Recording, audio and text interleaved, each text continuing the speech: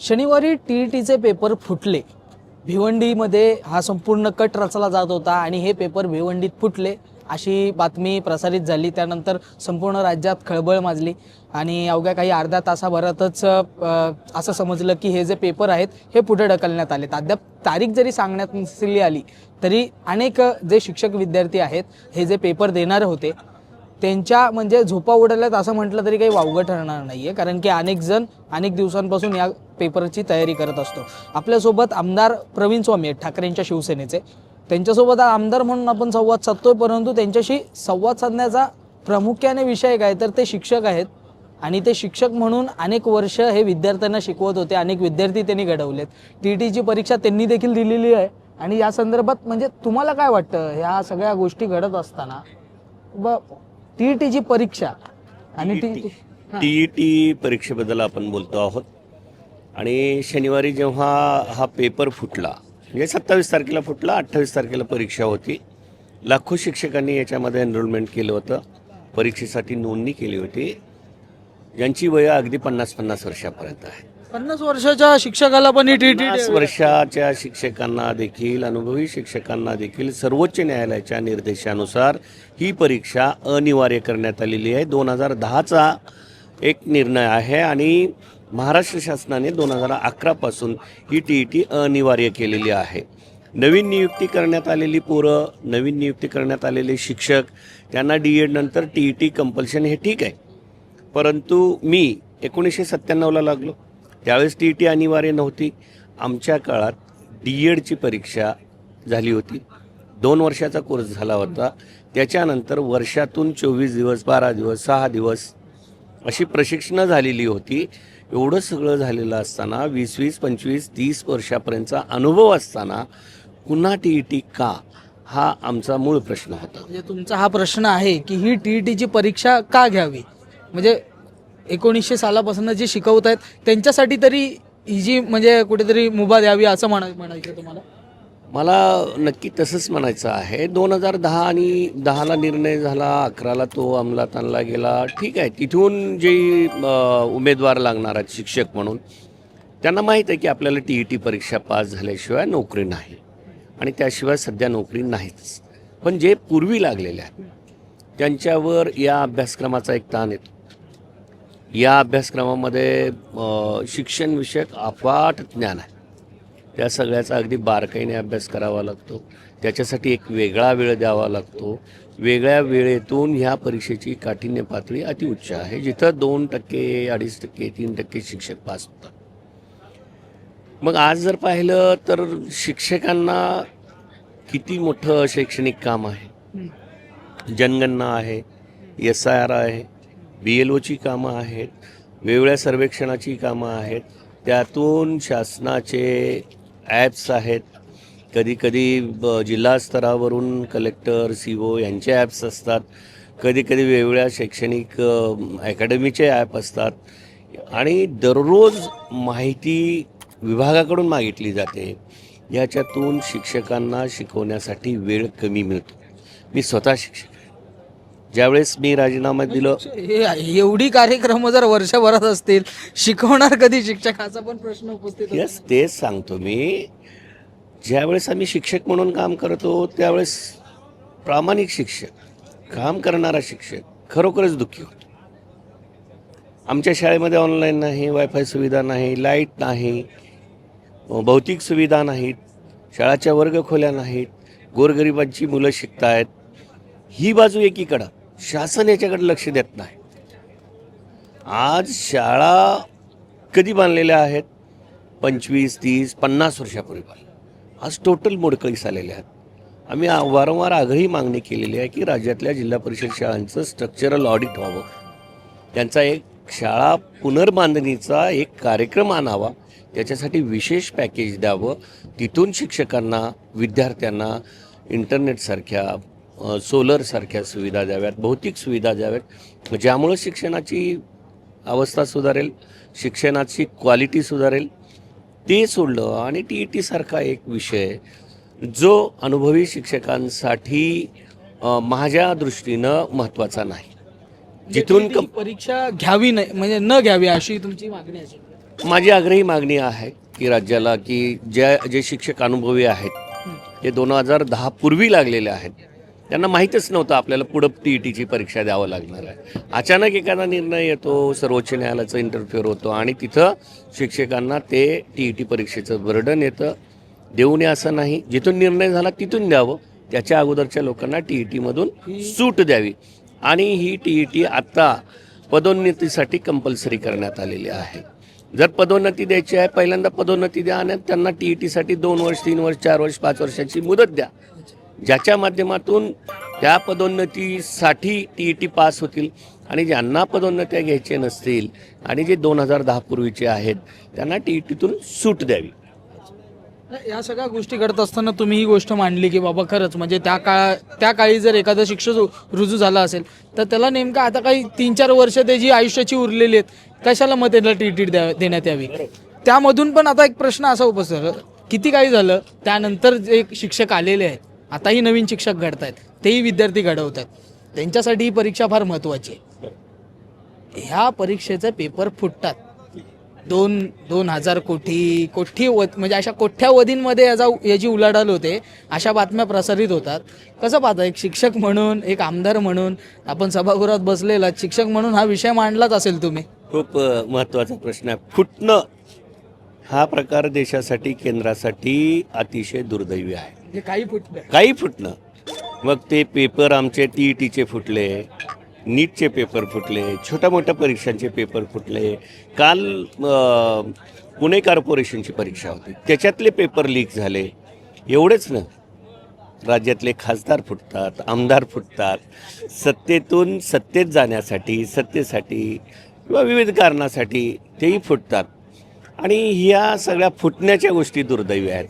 आता जनतेला फुटून लुटणे हा एक नवीन कार्यक्रम, आणि त्याच्यानंतर आता जनतेने नवीन कार्यक्रम राबवला पाहिजे.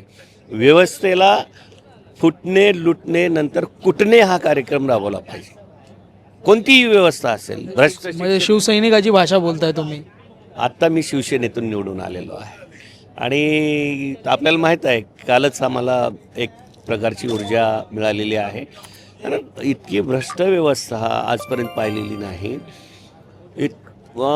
पेपर फुटतात कसं, तुमचा गृह विभाग काय करतो, तुमचा परीक्षा विभाग काय. लोक आलेली जे जे जे समजतंय तुम्हाला, आता या संदर्भात काय कल्पना आहे मला माहिती नाही, तुम्हाला काय नेमकी स्टोरी समजली या संदर्भात तुम्ही सांगा. ह्या पेपर फुटी मागं खूप मोठं रॅकेट आहे.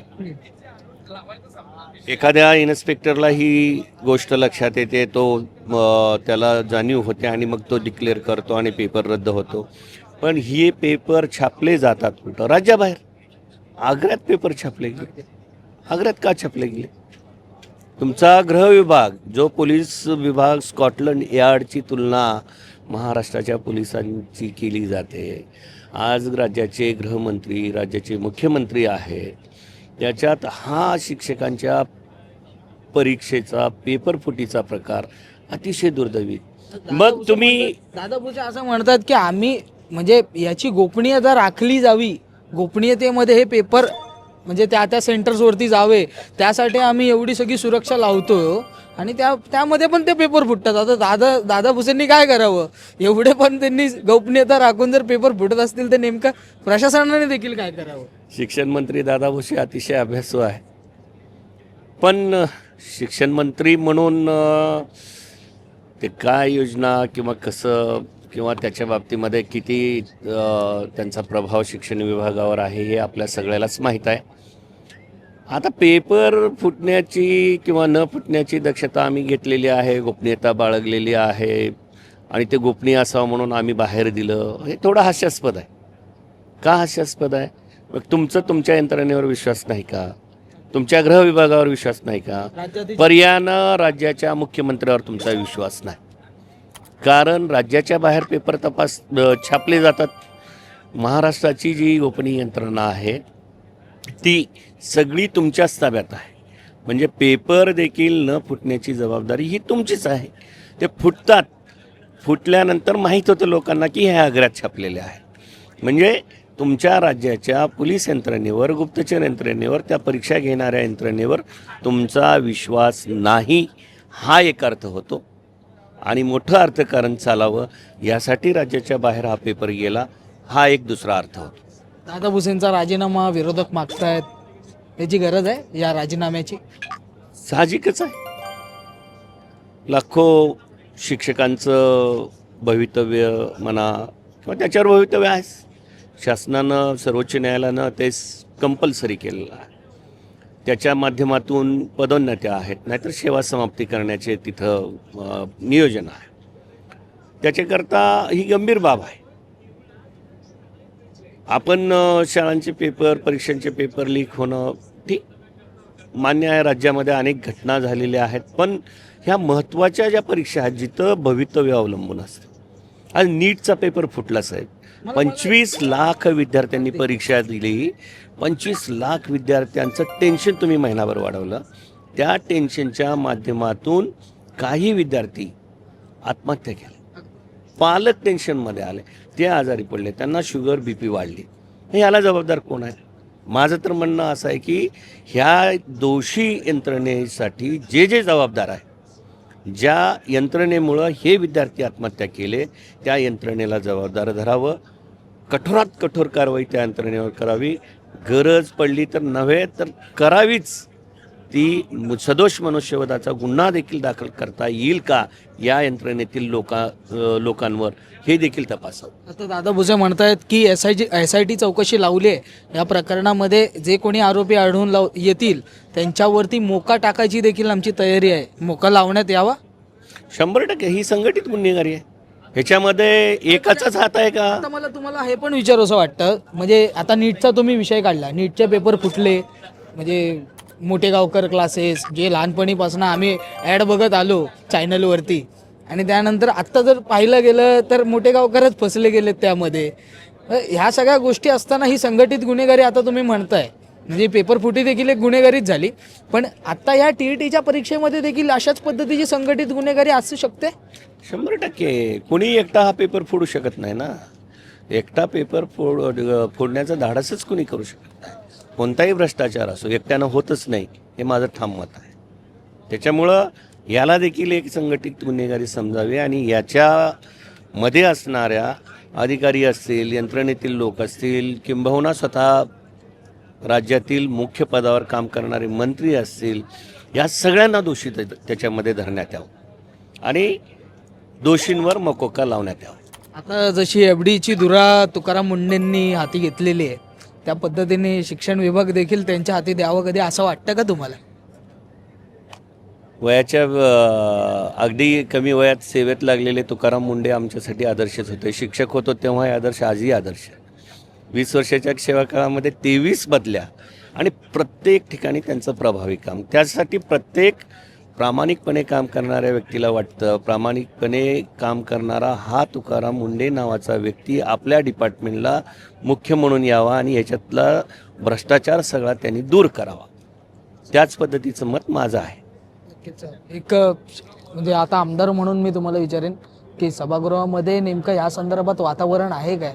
म्हणजे सरकार माध्यमातून आता जरी दादांनी सांगितलं किंवा दादा भुसेंनी जे सांगितलं की या कारवाई आम्ही करतोय किंवा आम्ही सुमोठो ॲक्शन आता घेत आहोत, पण याच्यावरती कारवाई होईल आणि यामध्ये जे कोणी सापळे रचणारे आहेत, जे कोणी धुरंधर आहेत, ते अडकून येतील असं वाटतं? 100% आपण सरकारकडून अपेक्षा करूयात की यातल्या लोकांवर, यातले जे धुरंधर आपण म्हणतात तसं, त्यांच्यावर कठोरात कठोर कारवाई व्हावी.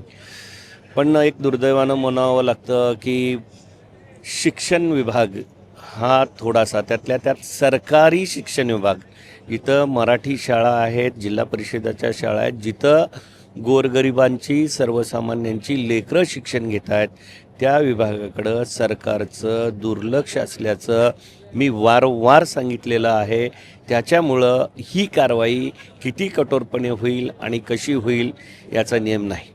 नक्कीच आपल्यासोबत या ठिकाणी ठाकरेंच्या शिवसेनेचे आमदार प्रवीण स्वामी होते. एकंदरीत आपण जर पाहिलं तर आज त्यांच्याशी सहज असं बोलावंसं वाटलं, कारण की नेहमी त्यांच्याशी संवाद साधतो, पण नेहमी काय खासदार फुटले, आमदार फुटले, ऑपरेशन टायगर किंवा ऑपरेशन बलतज अशा चर्चा असतात. आज म्हटलं की बाबा शिक्षक म्हणजे शिक्षक आहेत, गेल्या अनेक वर्षांचा त्यांना अनुभव आहे, या संबंधित त्यांना विचारावंसं वाटलं. म्हणजे एक असं वाटत नव्हतं आज आमदार म्हणजे एखाद्या आमदार व्यक्ती आपल्याशी बोलते, असं वाटत होतं शिक्षक एक व्यक्ती आहे आणि शिक्षकच आपल्यासोबत बोलत आहेत. शिक्षकांचेच जी काही मागण्या आहेत किंवा जे काही म्हणणं आहे ते आपल्यासोबत मांडत असताना पाहायला मिळतात. परंतु ह्या गोष्टीकडे, या सगळ्या गोष्टींकडे पाहत असताना हे पाहणं देखील फार महत्त्वाचं आहे की म्हणजे जे 1900 सालापासून जे शिक्षक आहेत त्यांना ही TETची परीक्षा देणं का अनिवार्य आहे, किंवा बाबा त्यांच्या आयुष्यातली काही 4-5 वर्ष राहिलेली आहेत या शिक्षण समितीमध्ये, त्यांना कशाला म्हणजे आता ती अनिवार्य करावी, ही देखील त्यांनी एक महत्त्वाचा मुद्दा मांडला. त्याचबरोबर जे नवीन येत आहेत विद्यार्थी त्यांच्यासाठी ही पेपरफुटी धोकादायक आहे. हे त्यांचं भविष्य बिघडवणारीच पेपरफुटी आहे.